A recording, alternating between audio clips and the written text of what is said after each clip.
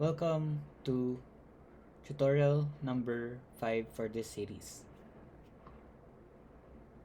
Last lesson, we discussed about S3 service where we created a simple web page using HTML and CSS. Now for this tutorial, we will use EC2 service of the AWS. So let's go back first to our drawing board, to our illustration. So as we have discussed before, we are now using AWS instead of the traditional service or traditional server setup that was popular before. But right now we're modernizing our infrastructure where we're using AWS. So since we're finished with storage, we're now doing a sample for compute, which is the EC2. So for the EC2, it stands for Elastic Cloud Compute. It is similar to a computer. So it's a computer that AWS allows you to use. It's a virtual server, meaning you can do whatever you want with this machine, with the virtual server that you'll use.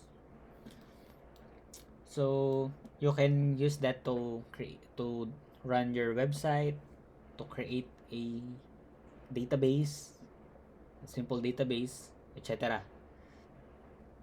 So to do that, let's go back to our AWS console, then search EC2. Then click this link, EC2.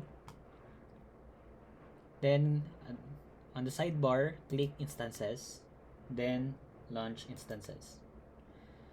So for this EC2 server, I'll name it, you can name it whatever you want. For me, I'll name it EC2 server example. So that's the name that I'll use. Now we have this AMI. AMI is it's in simpler term, AWS is asking you which OS will you run this server. So for me, I'll just use the default, which is Amazon Linux.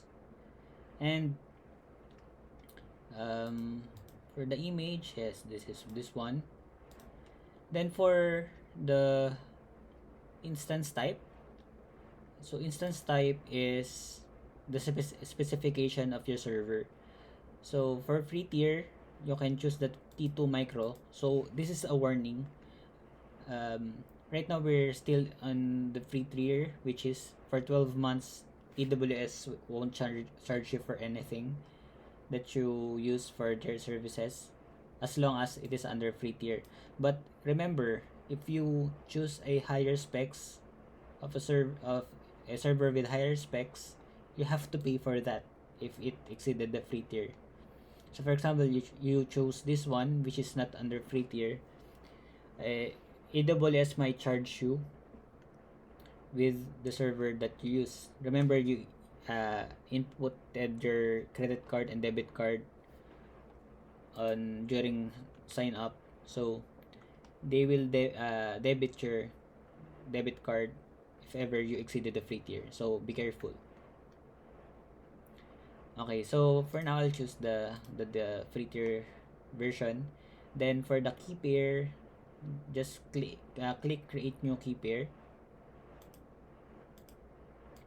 So this is the purpose of this is so that you can connect to the EC2 server using this key pair. So a key pair is like you will have your key, so that when you have that key and you try to access the EC2 server, you'll be able to access it.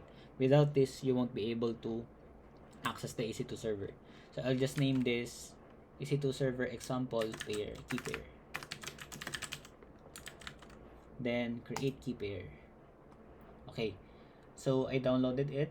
So for now, let's ignore it for now. But most likely, when you follow my steps, it will be stored in the downloads folder of your machine. So for now, let's proceed to the other steps, which is click allow SSH so you can connect to the EC2 server via terminal, and check this also so that you can access uh, the EC2 server via HTTP and HTTPS. Okay, so let's leave this for now. Leave it like that. Then I think we're good. Let's click launch instance.